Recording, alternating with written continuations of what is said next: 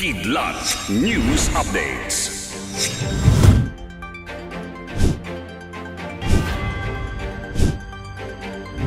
Ako po si Cesar Soriano, kasama ang buong puwersa ng Kidlat News Channel para ihatid ang mga nangunang mga balita sa buong kapuluan. Ngayon, inanunsyo ng atin ito koalisyon na matagumpay na nakalapag sa Lawak Island ang mas maliit nilang supply boat na wooden MV Chawi upang maghatid ng Christmas donations at regalo para sa mga tropa at mangingisda ngayong araw December 11. Ayon sa grupo, nagtungo sa ibang ruta ang Chawi mula sa mothership nitong MV Kapitan Felix Oca na nagdesisyong bumalik na lamang sa El Nido sa Palawan.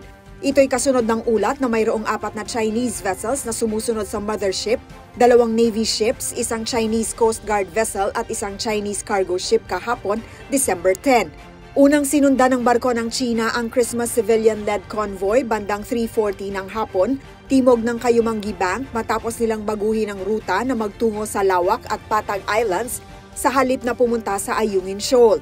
Kasunod naman ito ng water cannon attack ng CCG sa barkong gumagawa ng regular rotation and resupply mission sa BRP Sierra Madre na nasa Ayungin Shoal sa West Philippine Sea o WPS na naganap din kahapon. Ayon sa grupo, ang desisyong ito ay matapos ang konsultasyon sa Philippine Coast Guard bilang pag-iingat sa lahat ng sakay ng nasabing barko.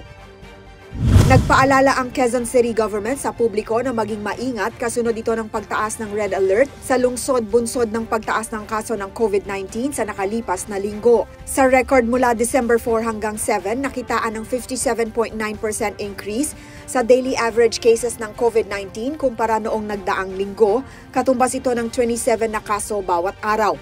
Tumaas naman sa 14.55% ang average positivity rate mula sa tests dahilan para itaas sa red alert status sa kanilang COVID-19 early warning system. Dagdag pa nito, ang average daily attack rate per 100,000 population ay nasa 0.85 habang isa naman ang forecasted reproduction number. Ayon kay QC Epidemiology and Surveillance Unit Chief Dr. Rolando Cruz, ang pagtaas ng kaso ay maaaring dahil sa get-together at parties ngayong Christmas season at pinaluwag ng restriksyon gaya sa pagsusuot ng mask. Sa huling ulat, mayroong 186 na active cases na naitala sa Quezon City.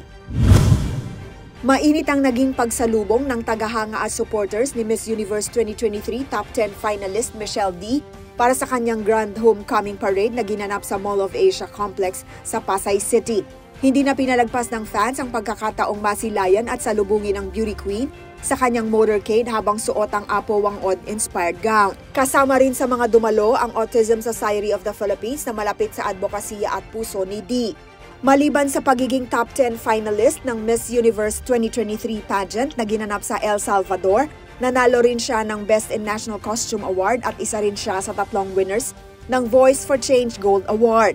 Nagwagi rin siya ng Spirit of Carnival Award at itinanghal bilang winner sa fan vote. Samantala, nakatakda namang lumipad patungong Indonesia si D ngayong araw. Para sa Kidlat News Updates, ako si Rosalyn Sinchonko, nag-uulat.